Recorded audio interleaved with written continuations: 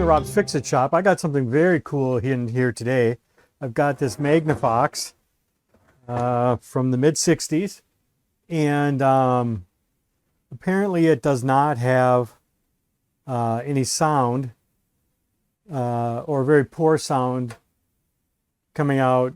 And but yeah, I'm going to take a look at it. It looks like in shipping it, so it looks like it got to me in pretty good shape. It looks a little bent up right here where the transformer comes in. I'll have to figure out some way to get that unbent.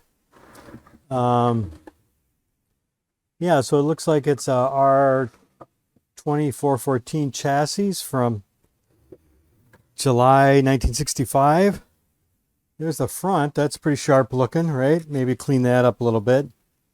But yeah. How does this work? Yep, it looks pretty good there. And so guy contacted me and he said his mother loves to listen to the stereo, and it quit working and she's disappointed. And so I said, yeah, I can see if I can get it running.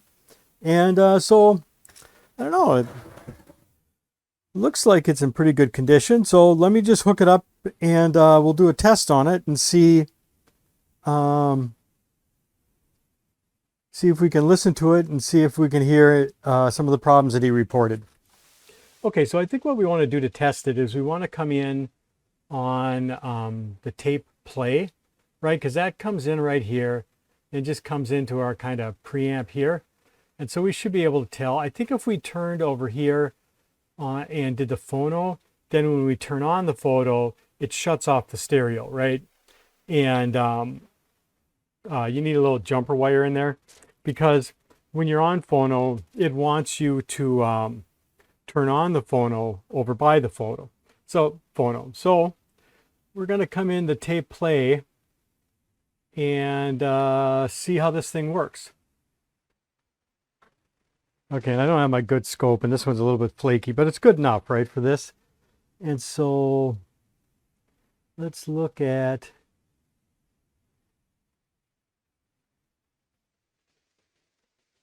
okay, we have power coming in.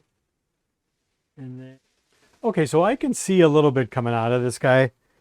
I don't see any bulbs coming on or anything like that, but I can look at our voltage coming in. We go right here. This is one side of the transformer. Whoops. One side of the transformer and then the other side. And they're both kind of rectified together, I think. So 30 volts is our rail voltage. And they're both coming through this diode. And then change it to DC. And then look what's coming out of that. We have minus 37 volts. So that's sounds about right. Let's go look.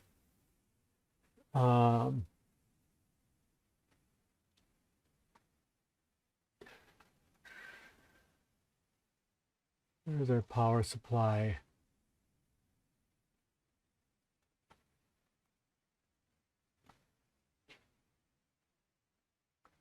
Yep. So if we look at our power supply, we have these rectifiers right here. And coming through here, we have about 36.5. So that looks right. And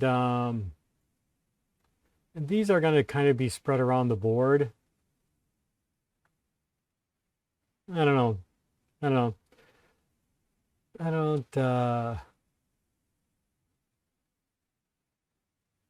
it's negative voltage too. That's kind of interesting. I do that because I think it's easier on these type of transistors to do that. But got a good voltage there. And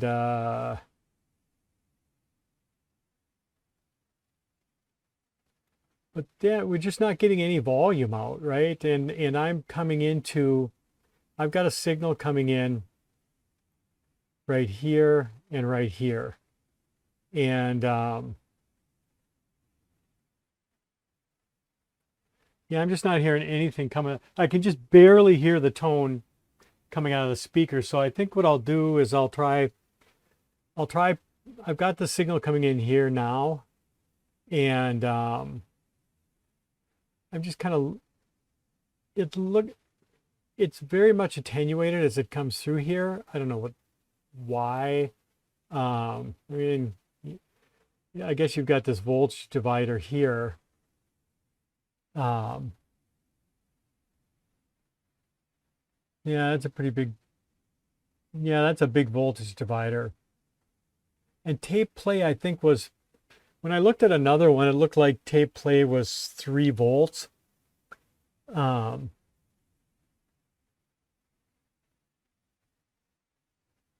but even if putting in a 1.5 volts, a peak to peak, I'm not really seeing that much. So I'm just going to try putting my signal in right over here.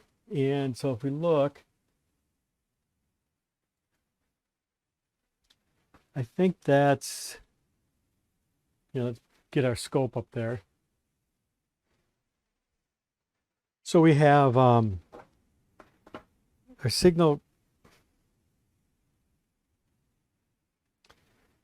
coming in right here, right? And we can see pretty good signal,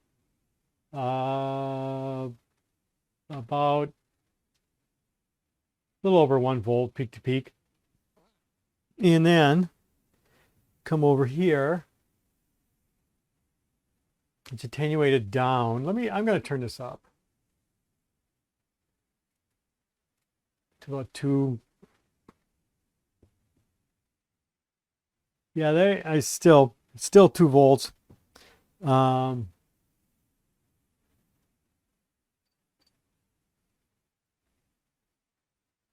Right, so that's coming out of that first resistor. Then we're coming into the switch. And then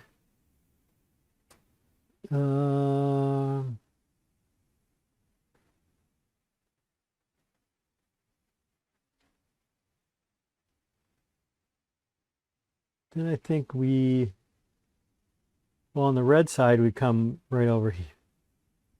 Right here. So, I mean, that's about 200 millivolts. That seems reasonable, right? But then we should, okay, so that's what we're coming into kind of this preamp board with.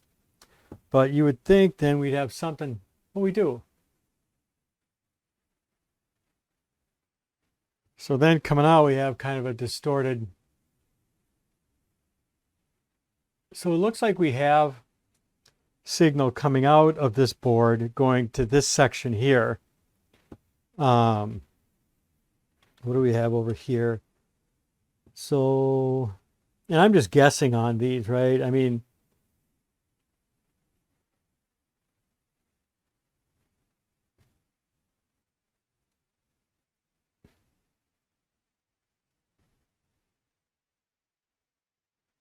yeah, nothing coming out there. Let's see. So that's there are 2 transistors, and then we have coming out of the collector. We have a good signal coming out on the one channel, and then so this is what it would be on the other channel. We don't see anything coming out of there.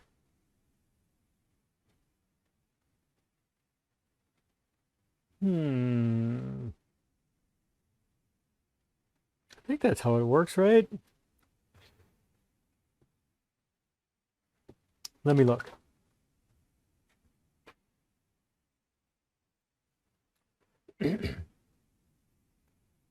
So I think those black transistors are these ones right here. And I was looking at the collector here.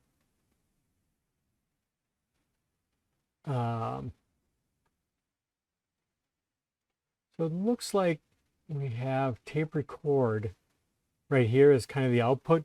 We should be able to just connect to that and see our signal, right? So that means right here, that one looks good. That one's messed up, right?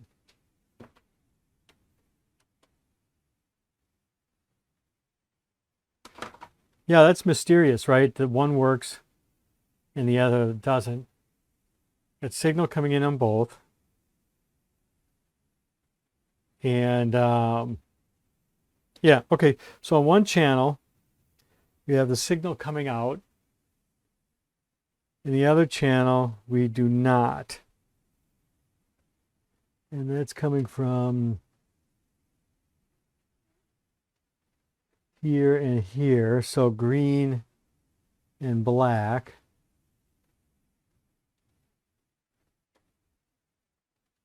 So that's our tape out. And and this would be the other one. We're getting nothing coming out of there.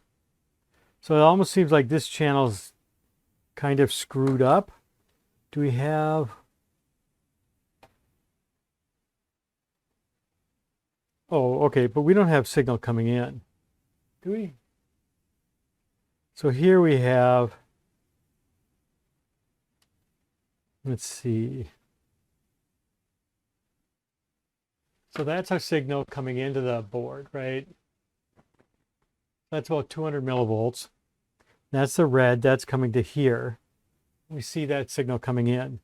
And so then the equivalent over here is this white one. And the white one does not have stuff coming to it. And so it just seems like this part of the switch is a little mucked up, right? Because we're coming out here. We should be coming in here. We're coming in there, but we're not getting over to here. So let's clean this up and see if that helps. Well, that seems to have done the trick, because so now when we're coming into that switch, we're coming in right here and we're going out right here. That looks good. And this side, same thing. Okay. And so then we should see over here, coming into this board here. And then where's the other one? Right here.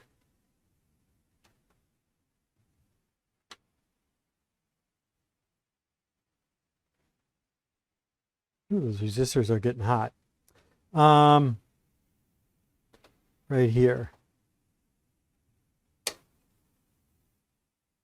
So our signal looks pretty good there. Got some noise on it, okay. So that should mean that then coming out of the collector, do we have anything coming out of there? So this collector here had a big, huge monster signal. And this one, I think that's it, right? I mean, right there, okay.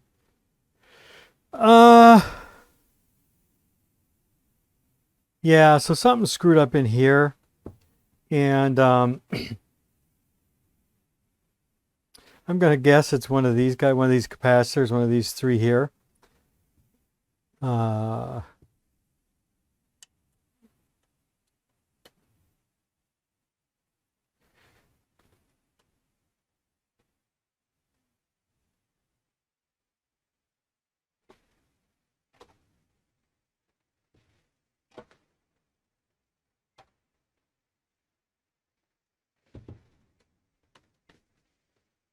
Yeah, we can tell right away. So if I look at this capacitor, and I think, look at the schematic, probably this 5 here. Let me look. Yeah. I think before we go too far, right, let's recap this board.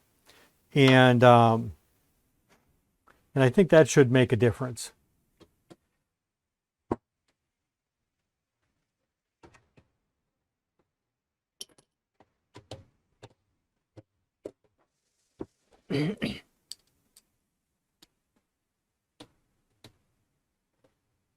What?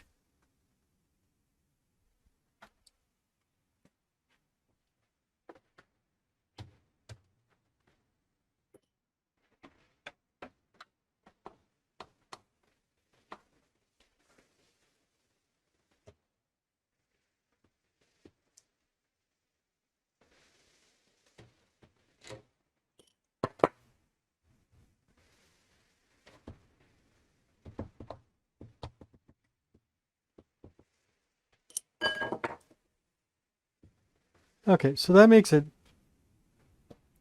pretty easy to get underneath it, and it's even labeled, right? So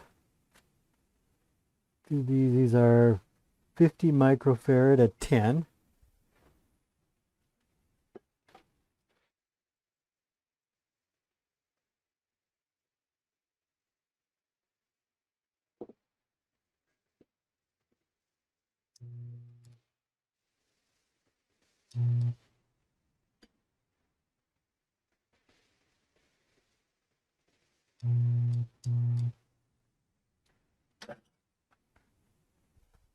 Okay, so let's take a look at this guy.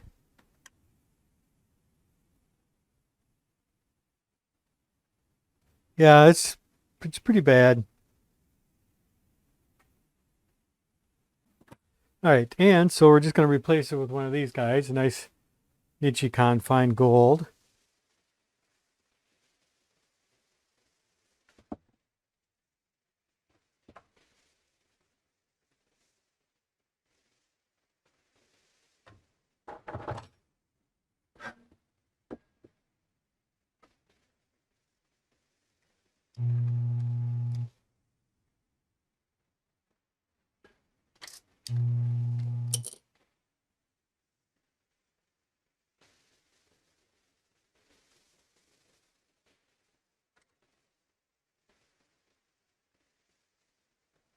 Again, not great,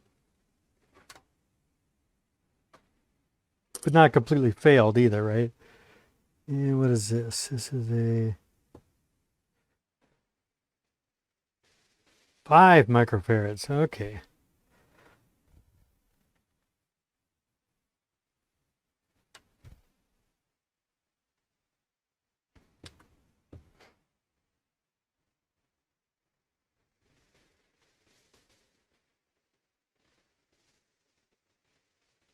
Yeah, so that one's just dead. It's 5 microfarads. All right, so we got this board all recapped. I think it really looks nice. One thing that was, I mean, you couldn't ask for an easier board to recap. The circuit board's nice underneath. The other thing too is that on a lot of these capacitors, they were meant to be the axial, or the radial, I don't know. They're meant to be the ones that the wire came out both sides. So there's an opening here and an opening here. But then they also put an opening up here. So if you're using the other type, it makes it a lot easier. So I didn't have to stretch the wire. Here I did have to stretch the wires, but here I didn't, right? Because I could just put it right in like that. And so now if we look at our signal, I just have a sine wave coming in. This is coming out of this whole section here, and it's looking pretty good. That's 1 kilohertz right there. And yeah, we start to hit distortion around, let's see, about 1.5 volts RMS. But I'm going to turn it down because some of these components over here are getting really warm. So I got to pull these capacitors out of here.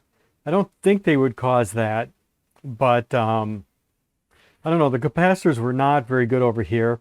So I might just get rid of all these. And there's some in the power supply too. I don't know what when we look at what's coming out of the power supply, what that's really looking like. Let's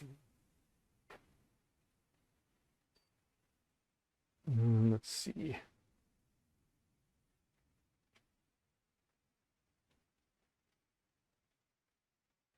Yeah, we're getting a lot of, well, let's see.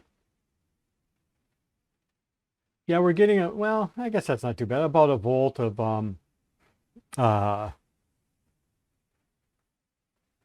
ripple. Let me turn it up. So I think I'll replace these capacitors, and then that's just going to take it out of there, because what I'm seeing is I'm still not getting volume coming out. And I'm feeling parts warming up, and I don't want to wreck anything. So yeah, let's just get rid of these guys and this one here, and then we'll see what it's like after that.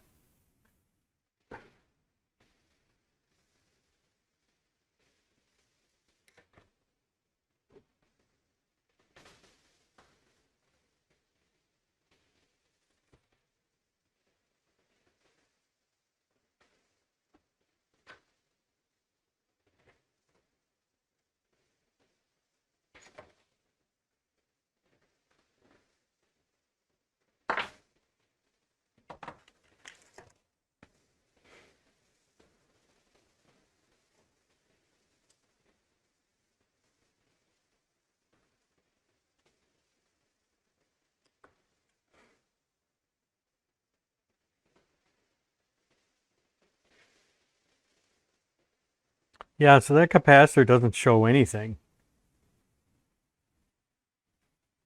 Yeah, so that's not good. So I'm gonna replace those, and gonna have to go a little bit bigger. That's okay. Bigger might be better. Yeah, with that being completely dead like that, there's a good chance that that was why we were getting reduced output. Yeah, check this one. See, so these are our main bypass caps, and they're so bad. The one didn't even show up, but yeah, this one's about dead as well. So so yeah, it's good we're replacing these.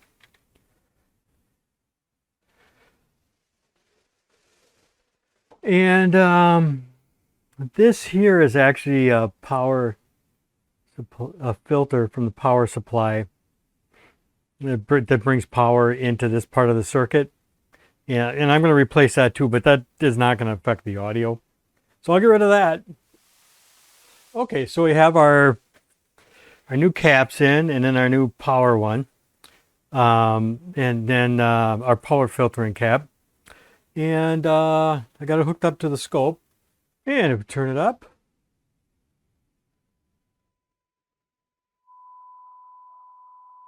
looking pretty good there. Okay, I'm going to turn it on dummy load. And looks like, let me adjust the, all right, so I just adjusted that balance, which is a little strange. And we'll go just below distortion, a little distorted, right? So RMS is 4.52 volts. Where's the calculator? It isn't much. Let's see. So if we take 4.52 times 4.52 divided by our 8 ohms, we get about 2.5 watts. Yeah. Yeah, so I don't know. That doesn't seem like much. Why would it be so low? Well, I'm going to clean these pots up. I haven't even done that yet. That won't make much of a difference, but we'll do that. And yeah, it looks like we're hitting the rail there. Right? So we got about 5 volts. 5, so 25. So that's about 3 watts. That's still low. Right? Let's see what our voltage rails are. Hang on, I'm going to go get my voltmeter and we'll see what the voltage rails are at. So the peak-to-peak voltage on this should be, you know, around, it's 37 volts, right? And, you know, and let's say you lose some through efficiency. So you've got about 35. Then if you calculate your RMS, you get about, you know, 12.3 volts RMS. Let's bring up our calculator.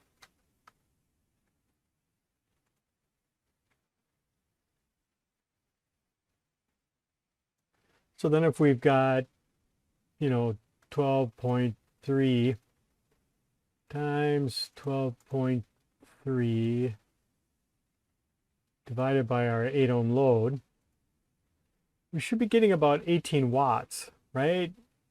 And we're not even getting half that. So I don't know. Let's take a look, see if we can figure out what's going on with that. Okay, so here's what our voltages are supposed to be, right? So if you look at, like, we're going from 0 volts to 36 volts, right? Theoretically. And so that then the center point is 17. And so this transistor is working in its low end, right? Down like this. And this transistor up here is working on this end, right? And so that we've got minus 17 here, and then this is just 0.1 above, because this is the germanium transistor. And I think to turn it on, you don't need very much, right? And the same thing here. Okay, so then on the other transistor, which does this side of the wave, right? The turn on is just 0.1 volts above the base, which is right here, right? Straightforward. And so let's check what we've got. It'll be a little bit higher because this was probably 115 volts and we're 120 here. But so if we go down here on the emitter, got 0. And then on the collector, 18.1.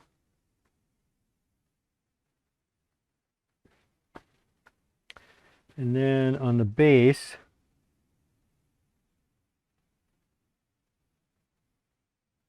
0.147.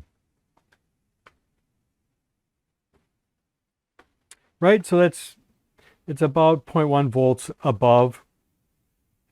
So this is kind of the center, and 0 here. So let's look at the other one. And so on the other one, our emitter is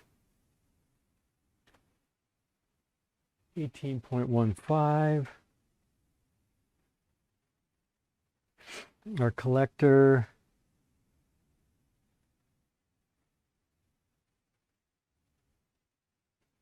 minus 39.5. And our base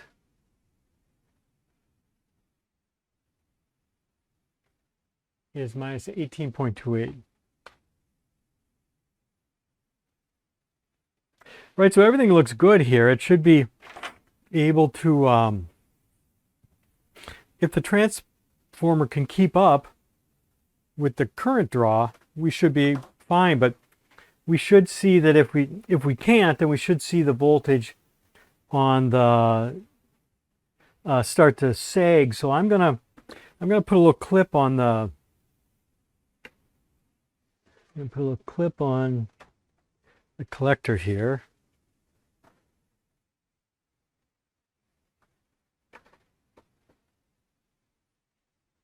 And let's see. All right, so there we have our almost 40 volts. And so let's turn it up. We're starting to see our signal come up. Going.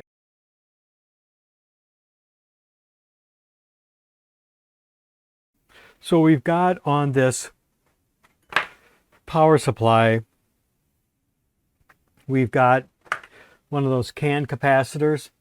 Let's pull that out and replace it with some modern capacitors, because that could be using up some of that energy that needs to be going into bringing our output I mean, if it's shorting a little bit, that would be bad. And so I think we've got this here, and this guy down here that we need to replace. And so I'll do that. So here's our CAN capacitor here. I think it's a 1000 and a 500. So I'm going to see if I can get that out and replace it with some modern caps. So let's do that.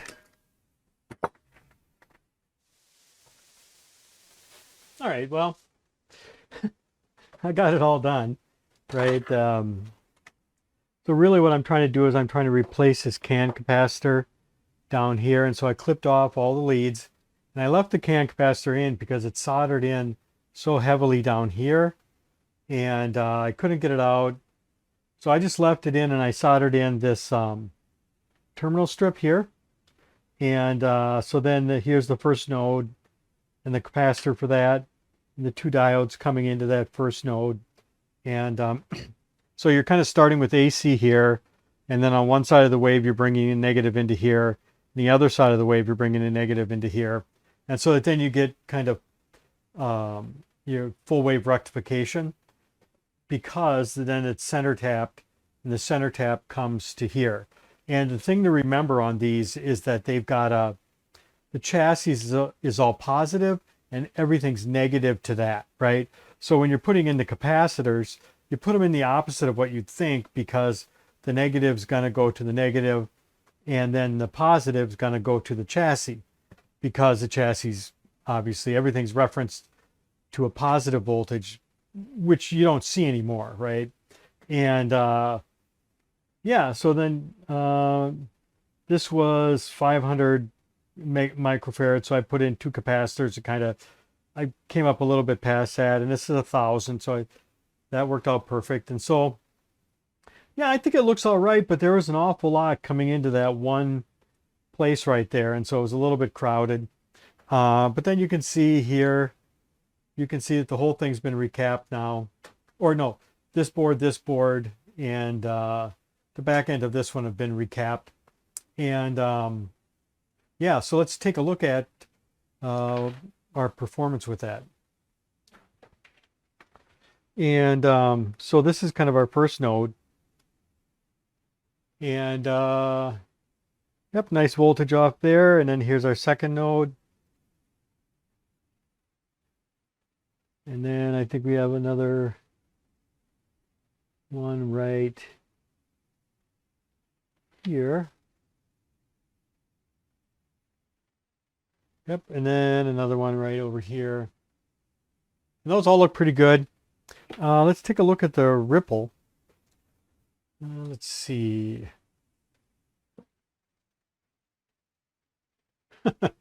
Yeah, funny. The ripple's about what it was before. So, I don't know.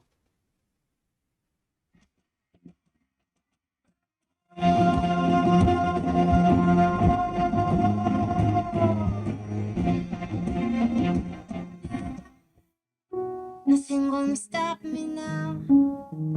Nothing gonna stop me now. Please, please don't leave. Easy feeling and the mercy of know my name.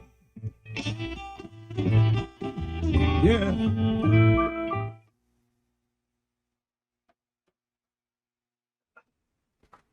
Okay, so now we're going to align the FM, and here's the SAM's instructions for doing that. There's two different ways of doing it. One is here using a signal generator, and we're actually going to use a sweep generator.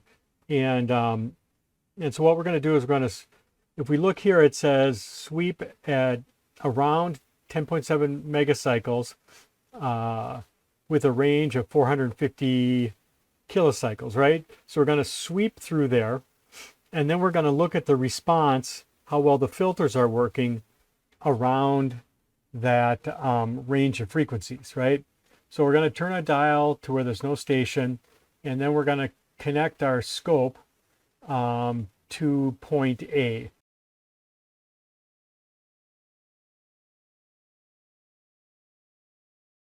And we're going to disconnect the stabilizing capacitor.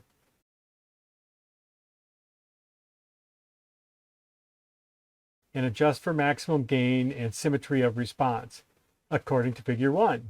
And here's figure 1 right here, right?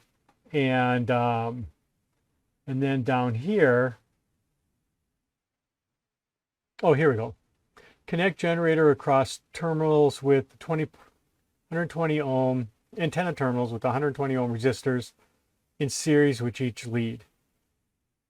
And I don't have a marker frequency, but that doesn't matter because I've got a good signal generator.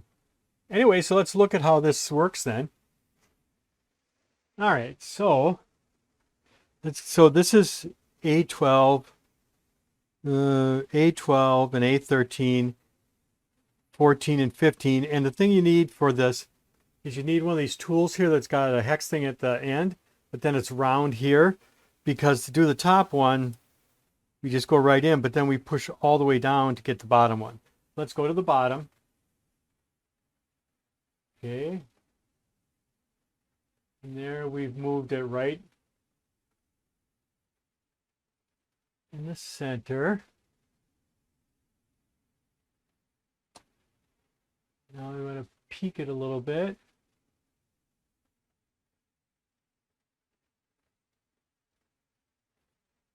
Not quite sharp enough.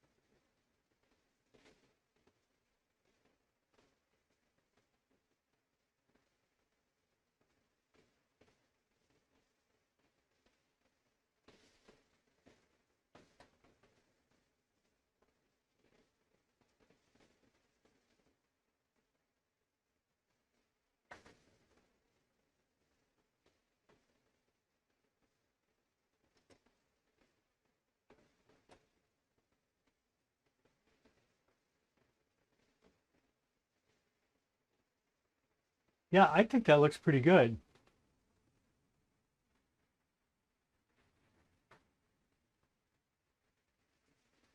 And I don't know which one does what. I mean, I'm just experimenting with it.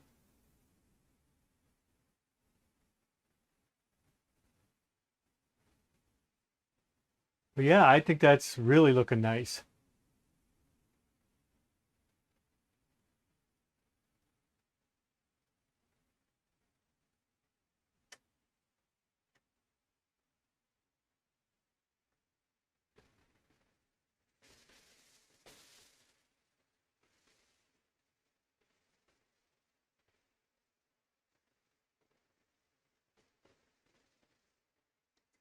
Okay, I'm going to leave it at that because I think that looks really nice.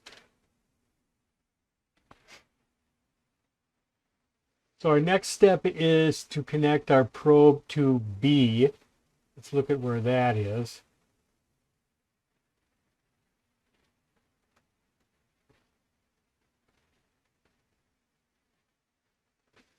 Oh, the B is the one right next to it. Okay.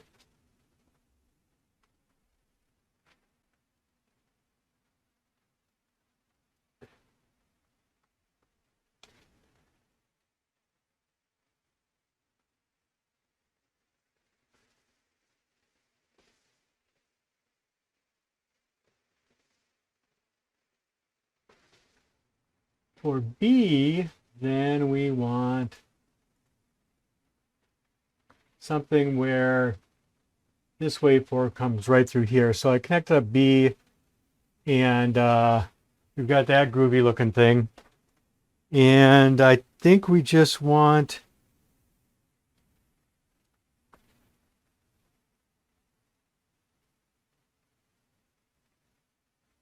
A16, which is the top of this one.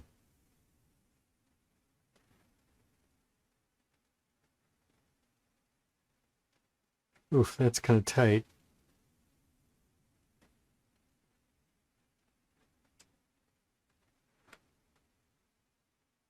Okay, so we're crossing right in the center.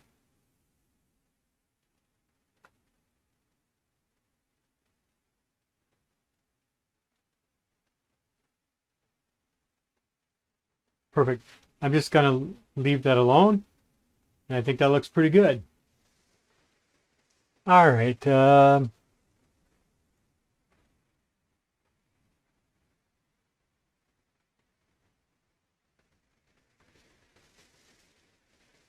we've done our IF alignment. Now let's do our RF alignment. And for this, we want to tune to 108 megacycles. And we want to put a probe on A. Okay, and A was that. Let's see. Okay, so for our RF alignment, we want to turn our, I've got a signal generator at 108 megacycles.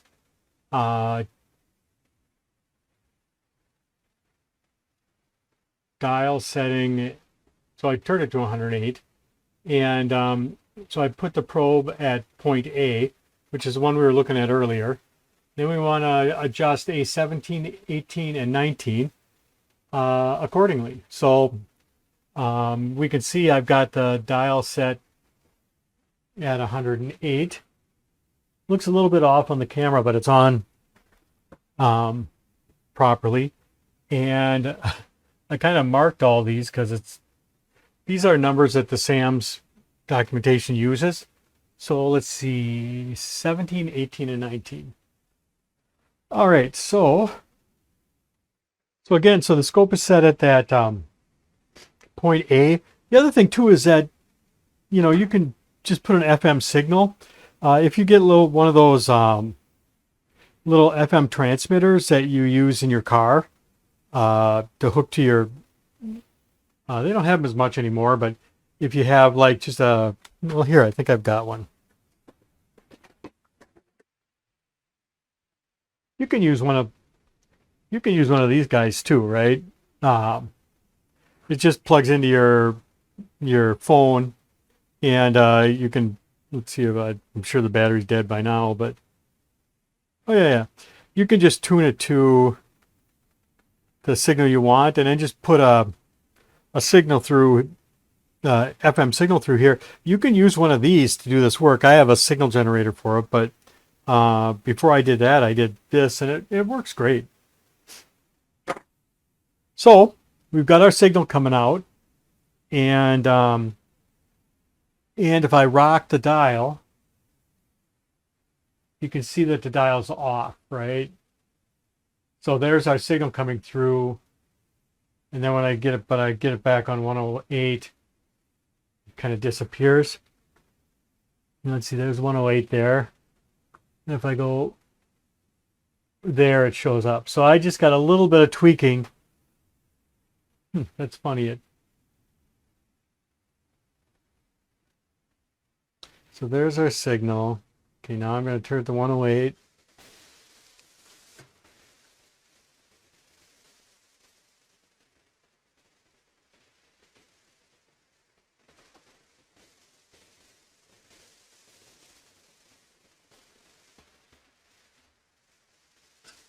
Okay. Wow, that brought the signal in.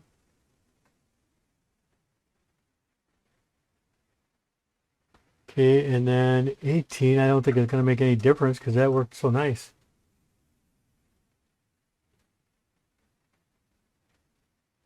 They said for maximum amplitude.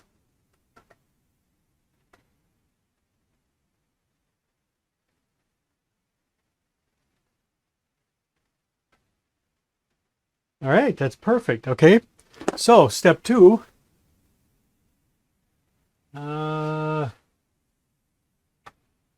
Turn to 90 and 20, 21, and 22.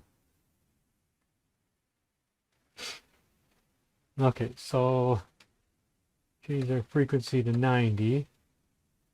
I've got it to 88, so I'm going to go to 88. Turn my dial. So now my dial's on 88. You can see the crusty looking signal there. And so what are we looking at?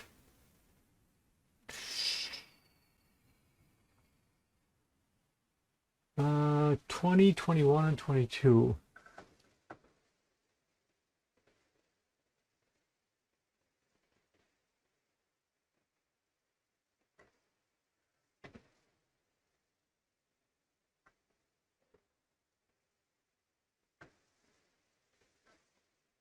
Wow, I don't know what happened. It just jumped to that. Okay, so we've got a little bit of work here because this is left and that's right. So that's what's coming out into the speakers.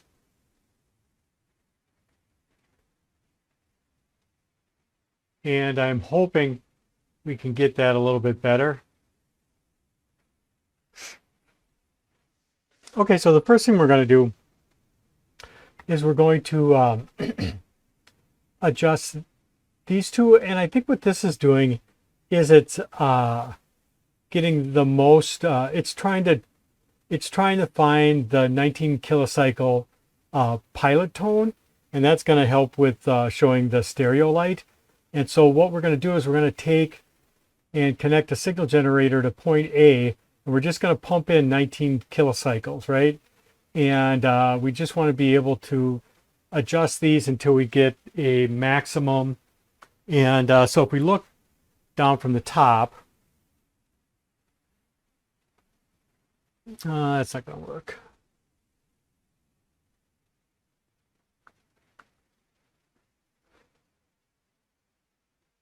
Oh yeah, there we go. Okay, so if we look down from the top, we've got our scope hooked up right here. And if we turn on our 19, okay, so we turned on, and now we see our stereo light go on. And we want to tune that for maximum, right? Because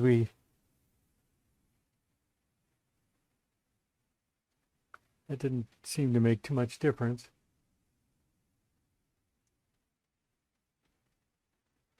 Let's try it over here.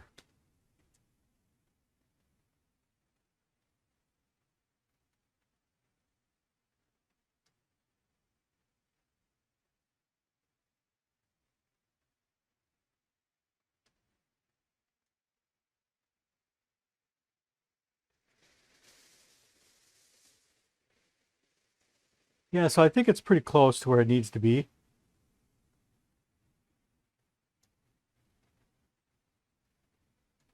Okay, so that's step 1. And I think if I turn on, so I have my signal generator set at 19 kilocycles. So if I turn that on, you can see our stereo light comes on. Anyways, so that part seems to be working pretty good.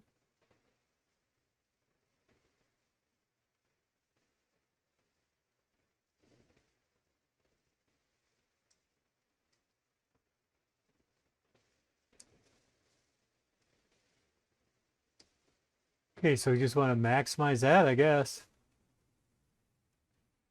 over here. So yeah, so I'm just maximizing that.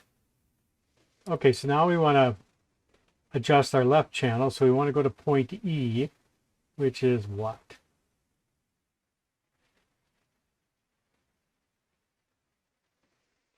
Okay, so point E is up here. That must just be the output. All right, let's try that.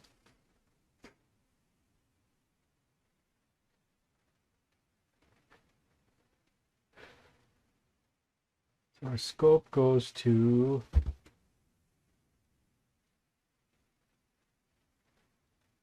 Point E, get rid of this signal generator. Turn on our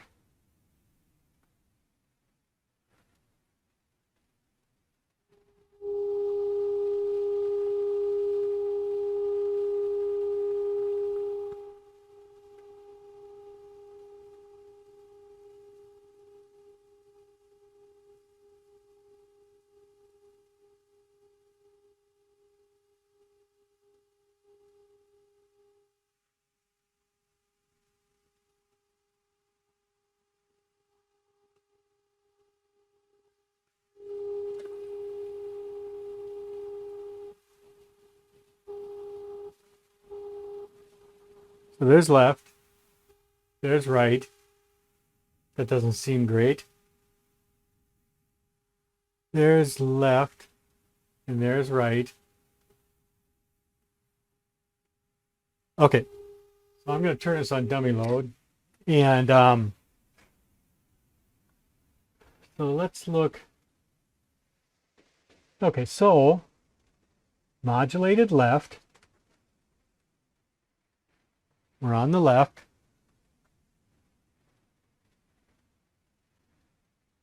And we want to look at E. Make sure we're on E. We are. So now we want to adjust for minimum. And I think it says mess with 23, 24, 25, and R5. 23, 24, 25, and R. So, I don't know. Sorry, I missed that.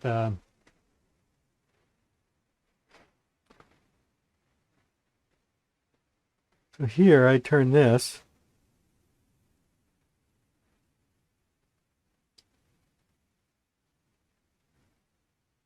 So it was up like that. So here I turn to minimum. Minimum. Minimum. And this guy doesn't seem to make a difference. Okay, now if I go to modulated right channel,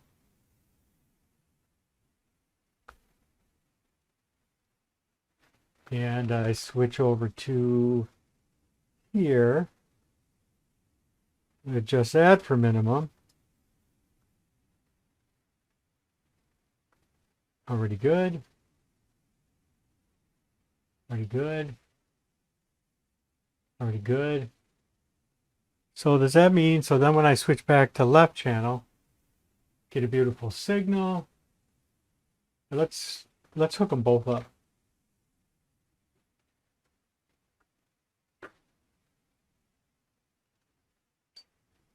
Left, right. Okay, so what were all those other measurements for? I don't know. Well, let's give it a try. I'm happy with that separation because I don't think that was very good before. In the mid-round. You don't deserve the one thing that you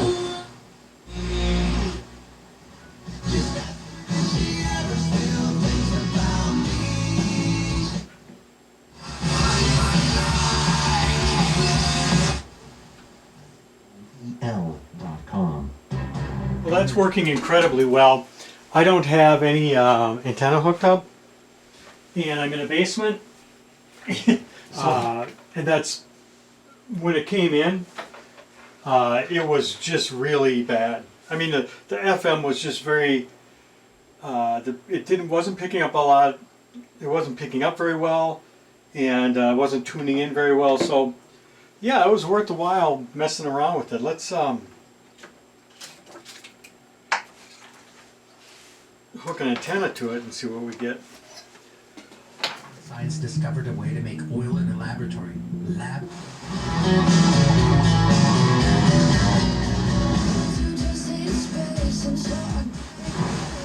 For you, USPS, delivering for America.